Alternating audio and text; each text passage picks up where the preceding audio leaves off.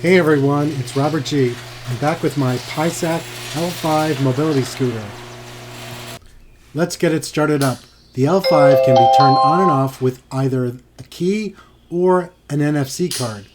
The key is located on the adjustable tiller next to the charging port.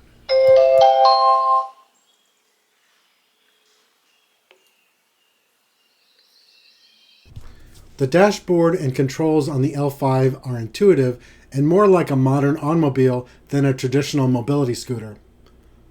The controls for the turn signal are on the left side, while the headlight and horn are located on the right side. You get a super bright taillight. This is important if you're riding outside. You want to make sure anyone in a car or other vehicle can see you. Paiseec also includes turn signals. I've never seen this before in a mobility scooter, but it's a nice touch and they're also very bright. Turning the scooter around, here is the LED headlight. The turning radius is not bad. Just make sure you slow down when taking tight turns.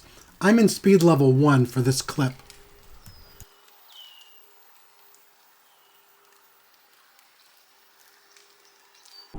Any mobility scooter will perform fine outdoors or on flat surfaces, but let's push the L5 further. First up is a hill climb.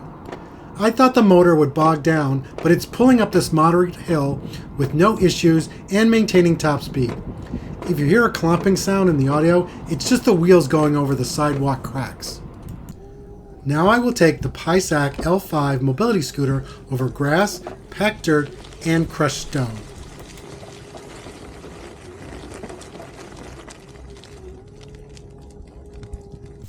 The Paiseec compact lightweight L5 mobility scooter features stop-on-release braking using an electromagnetic safety system. It can really stop on a dime, but leave a little extra time and space if you're traveling on the highest speed setting. Braking in 3, 2, 1, go. So far, I have found the L5 to be a high-quality mobility scooter. I love that it's lightweight and everyone seems to love the blue color and want to take it for a spin.